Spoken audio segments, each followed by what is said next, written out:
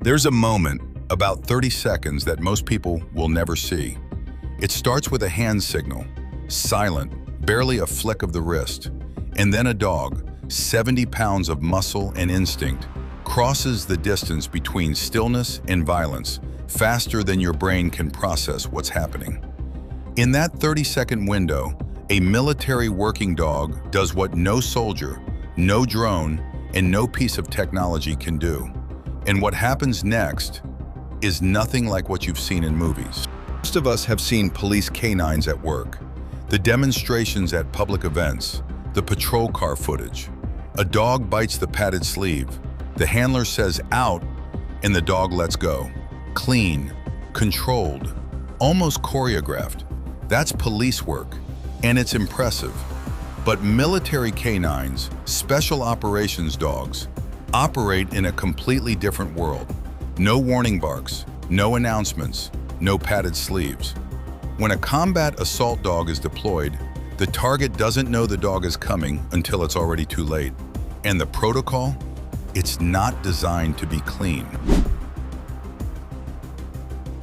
Here's how it actually works. A special forces team is approaching a compound. It's night. The target is expected to be armed, barricaded, and willing to fight to the death. The assault team has two options. Option 1, send a human through the breach first. That human might step on an IED, might walk into machine gun fire, might get grabbed the second they round the corner. Option 2, send the dog. The dog moves at 30 miles per hour. That's faster than Usain Bolt.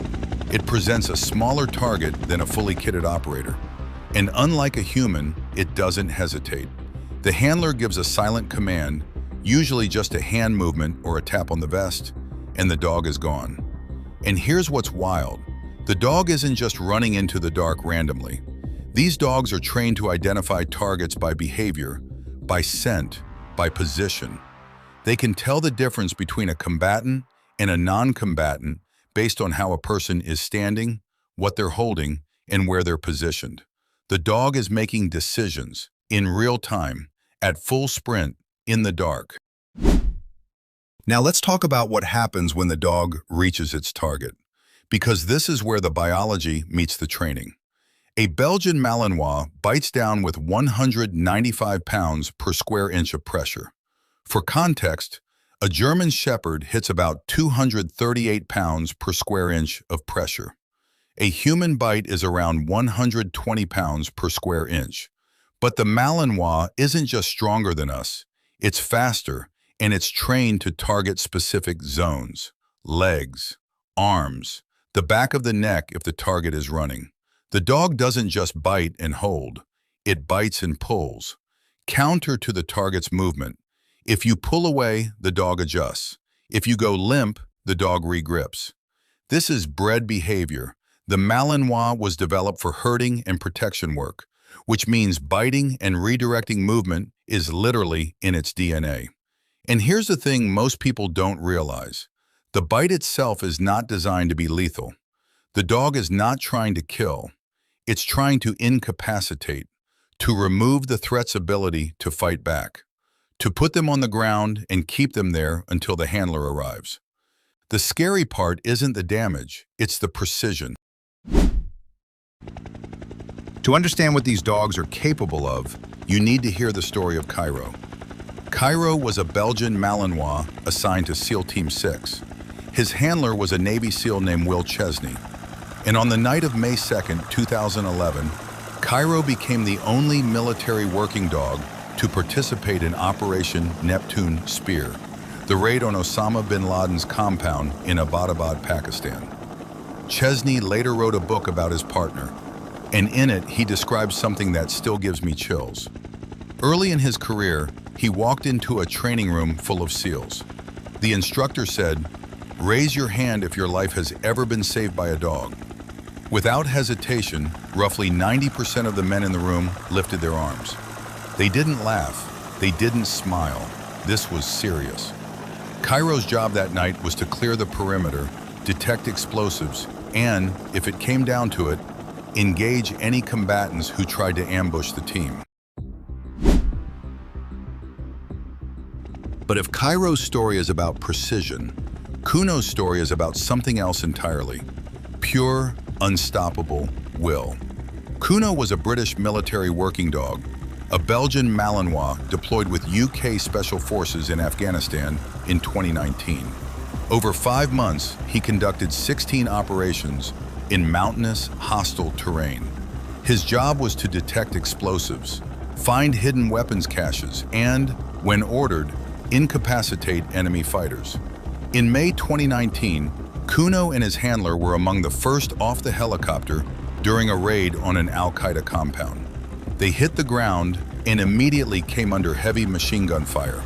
Miraculously, the entire team made it to the first building. Kuno was released to clear the compound. He led the team through, alerting them to hidden weapons and explosives they would have walked right into. But then, grenades, more machine gun fire. An insurgent had concealed himself in a courtyard and was pinning the entire assault force down. They couldn't advance without taking heavy casualties. They couldn't retreat either. So Kuno's handler gave the command. Kuno charged. Through the dark, through the gunfire. The insurgent fired blindly at the shape coming toward him, and multiple bullets found their mark, hitting Kuno's hind legs. Kuno didn't stop.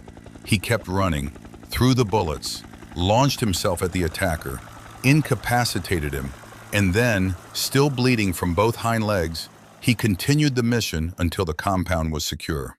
Only then did he allow his handler to treat him. Kuno survived, but his injuries were so severe that one of his hind legs had to be amputated. He was medically retired and in November 2020 received the PDSA Dickin Medal, the animal equivalent of the Victoria Cross, the highest honor a military animal can receive. Because of Kuno, an entire assault force went home alive. So we've covered the deployment, the takedown, the heroism. But there's another moment in every canine engagement that is arguably more dangerous than all of those combined. It's called the call-off. Here's the scenario. The dog has engaged the target. The target is on the ground. The dog has its jaws locked onto an arm or a leg. The handler needs the dog to release immediately because the tactical situation has changed. Maybe the target has surrendered. Maybe friendly forces need to move through. Maybe the dog is about to be in the line of fire. The handler gives the command to release, and everything hangs on whether the dog listens. Because a dog in full engagement mode, adrenaline surging, target locked, instincts driving every muscle, is not a rational animal. It's operating on training and reflex. The handler has maybe 2 seconds to break through that state and get the dog to release. If the dog doesn't respond, the handler has to physically remove the dog from the target. That's dangerous for everyone involved. If the dog does respond, it releases instantly and returns to the handler's side, ready for the next command. This is the invisible line that separates a trained weapon from a liability. And it's the single hardest thing these dogs learn to do. So what happens to these dogs after the missions end? The answer is complicated. Military working dogs can serve for 8 to 10 years. Some retire with their handlers. The bond between a combat dog and the person they served with is often stronger than any human relationship in the unit. Will Chesney called Cairo his son. Not a metaphor. That was the word he used. But many of these dogs carry the same invisible wounds as human soldiers. The U.S. Army has documented cases of canine post-traumatic stress disorder, CPTSD. Dogs who've been through repeated combat deployments sometimes show the same symptoms you'd see in a veteran: hypervigilance, startle responses, difficulty transitioning to civilian life. A dog who spent years sprinting toward gunfire doesn't always understand that the war is over. The good news? Since 2016, the military has prioritized reuniting retired MWDs with their handlers. Organizations like Mission K9 and the U.S. War Dogs Association work to bring these dogs home and cover their medical care. And when a handler gets to bring their dog home, after years of deployments, after the missions that never made the news, That's the moment most of them will tell you was worth everything.